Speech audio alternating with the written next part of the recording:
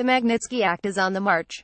In 2012, the United States adopted the law in response to the death of a Russian whistleblower, Sergei Magnitsky, and then expanded its scope beyond Russia in 2016. Now Canada has adopted a Magnitsky Act of its own. By its terms, the Magnitsky Act imposes sanctions on foreign governments, individuals, and institutions that engage in human rights abuses. The Magnitsky Act, however, was not designed to become a sword and shield for those alleged to have committed crimes in systems that afford due process.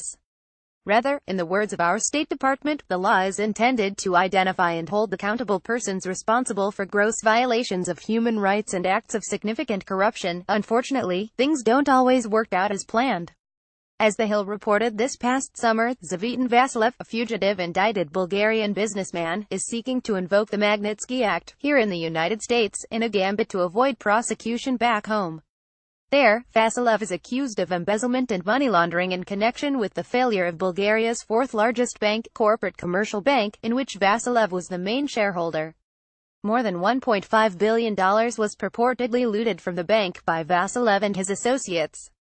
As the Bulgarian prosecutor put it, the bank's model was in essence a mechanism through which a group of people led by Zvitan Vasilev managed to appropriate the public funds attracted and entrusted to them for management in the bank. Criminal charges were also bolstered by a 2014 audit prepared by Ernst Young and Deloitte Bulgaria, which concluded that the bank's loans had defied standard banking practices and responsible risk assessment. Only 13% of the loans on the bank's books were backed by sufficient collateral. Taking to heart the old adage that the best defense is a good offense, Vasilev has pointed a finger at Delian Pivsky, a Bulgarian media owner, and Sodir Sitsarov, Bulgaria's chief prosecutor. Vasilev is asking the U.S. government to place economic sanctions on these two men using the new Magnitsky Act. Both deny his claims. As to be expected, Vasilev has friends here in the United States, including Bill Richardson, the former governor of New Mexico and UN ambassador during the Clinton administration. In his view, Vasilev is being railroaded by a corrupt system that should be brought to heel. As far as American law and interests go, the position of Richard and Vasilev is problematic to say the least.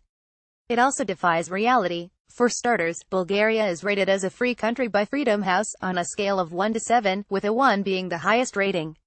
Whatever corruption may exist there, was not enough to undermine Bulgaria's rating as a free nation.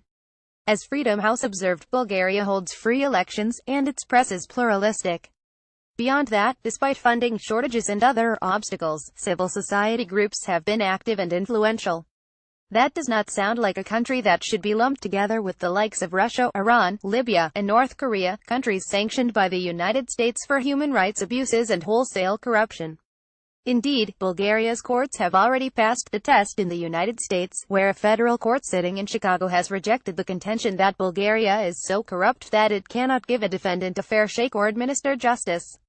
The court observed that to gain admission to the European Union, Bulgaria was required to demonstrate its adherence to the rule of law and that its judicial system was stable.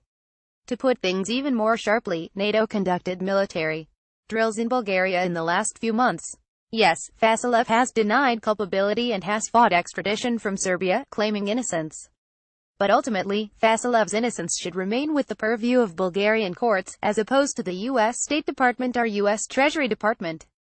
The Magnitsky Act should not be allowed to become a cudgel wielded by non-citizens as they seek to beat our allies into submission. Lloyd Green was the opposition research counsel to the George H. W. Bush campaign in 1988 and later served in the U.S. Department of Justice.